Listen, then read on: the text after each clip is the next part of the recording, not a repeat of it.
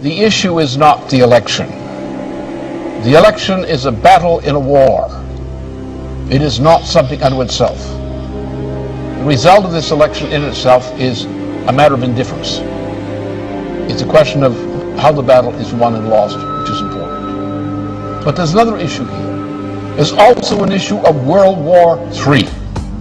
And World War III is between the British Empire, better known as the Anglo-Dutch liberal banking financial system on the one side, and the principal nations of Eurasia, Russia, China, India, and other nations are the targets of intended warfare by the British Empire, which is already turning Europe into a mere colony of the British Empire through the program of the Lisbon Treaty. If the Lisbon Treaty were adopted, and is being pushed for adoption now, there would not be a single nation on the continent of Europe, west of Belarus and Russia, which had any sovereignty whatsoever. The British Empire would control the entirety of that region of Europe, from Portugal to the borders of Belarus and Russia, as a puppet of the Anglo-Dutch liberal financial interests. It is those interests represented in the United States for a long time have taken over control of the US dollar, control of the United States. Now they're moving in for the kill.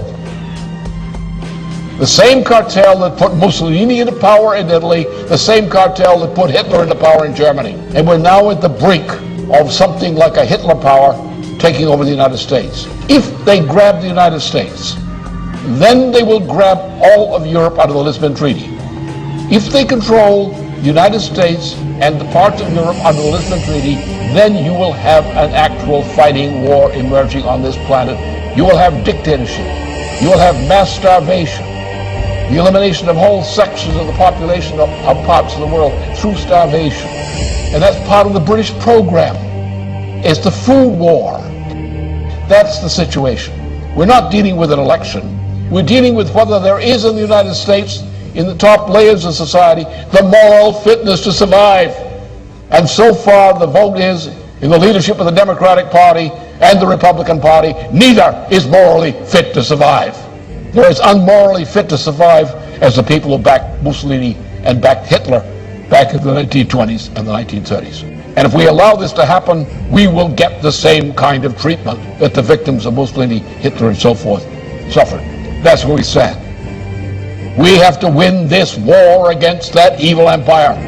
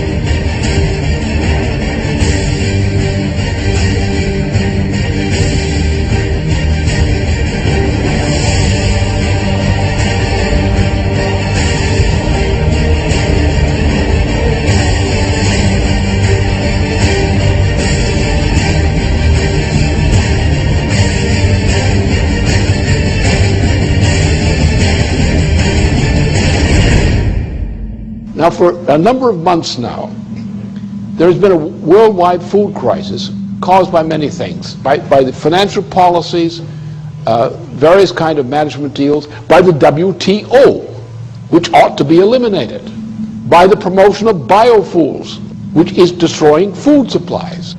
This biofuel program is a gigantic swindle for which there is no possible justification. None.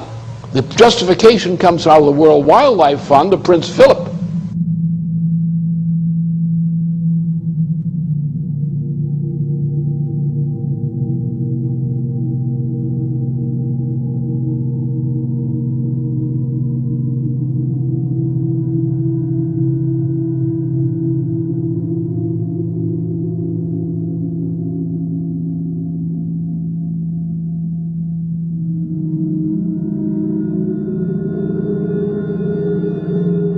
in Zimbabwe, for example, what's the crime? You have an African population in Zimbabwe, which was one of the biggest fighters against the British Empire. They're not allowed to develop their own territory because London, by various mechanisms, prevents them from doing so. And London uses the farms it allows to prosper in former Rhodesia to feed the populations of Britain. So you have non-African farmers running farms, producing food in Zimbabwe for the edification and fattening of Brits. But the rest of the population is inhibited in any attempt to develop. What they've done is they've taken industries, manufacturing industries in particular, agriculture in particular, and countries which were good agricultural producers or good manufacturing producers have been stripped of those industries. Those industries have been taken to populations where the lower 80% of the population is illiterate. So you have colonies of manufacturing in countries in Asia, Africa, and so forth, South America, where the people, the 80% of the population, does not participate in the economy. You have areas which used to be food-producing areas which no longer produce food. Because what you're having is a world dictatorship under the name of globalization, better called the new Tower of Babel, in which the cultures are being destroyed as the United States is being destroyed, as Germany is being destroyed, as Italy is being destroyed, as France is being destroyed, and the attempt to make war on China, India, and Russia. And that's the intent of the British Empire. Nothing less than destruction and breakup of China, the breakup of Russia, the breakup of India. That is the policy of the British Empire now. This is what the game is. And if this game is not stopped, I can tell you there'll be no planet. But then come back to the food question. If you want to get the American people and other people of other nations up on their hind legs, acting like free people rather than battered slaves, tell them their food for tomorrow morning is not there. That activates popular resistance more than anything else. We are now in such a situation. For many parts of the world, the lack of food is an immediate reality. There is a growing explosion throughout much of the world over this food shortage issue.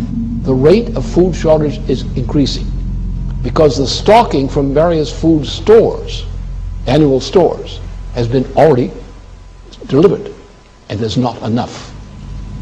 So as the fact of the empty warehouses and equivalent forms of supplies, as these things go down without food, the food crisis is going to accelerate. And you're going to have not only other parts of the world, but also American citizens who are now faced with the threat of death by food shortages. So therefore, the issue here is not the election result. The issue is not the president. Obama is not competent to be a president. There's none of the makings of competence. They don't want Obama. They just want to use him to destroy Hillary Clinton. That's all. Once they destroy Hillary Clinton, they'll get rid of Obama. That's their intention. And their intention is to bring in a fascist regime in the United States, a presidency which will be in effect a fascist regime, which will cooperate with the British and bring the United States into alliance with the United Kingdom, or the Anglo-Dutch liberals. Not all Brits are for this, by the way. And with a Europe, or Western and Central Europe, taken over by this same imperial power. An imperial power whose intention is to go to war against Russia, China, India, and other countries using nuclear power. That's the intention. We're now in a point where a revolutionary movement, or the makings of it, is building up around the food issue. And therefore, those who triumphed yesterday are not going to continue to triumph for long. The result is either we win and restore the kind of government we require in various nations and among nations, or this world is going to go into hell because the crisis won't quit. The people will die of hunger. They will die in increasing numbers. They will kill for food. The structure of society will be destroyed in the fight over food, which is not there. Therefore, either we win this fight against this evil, or there won't be anything to fight for.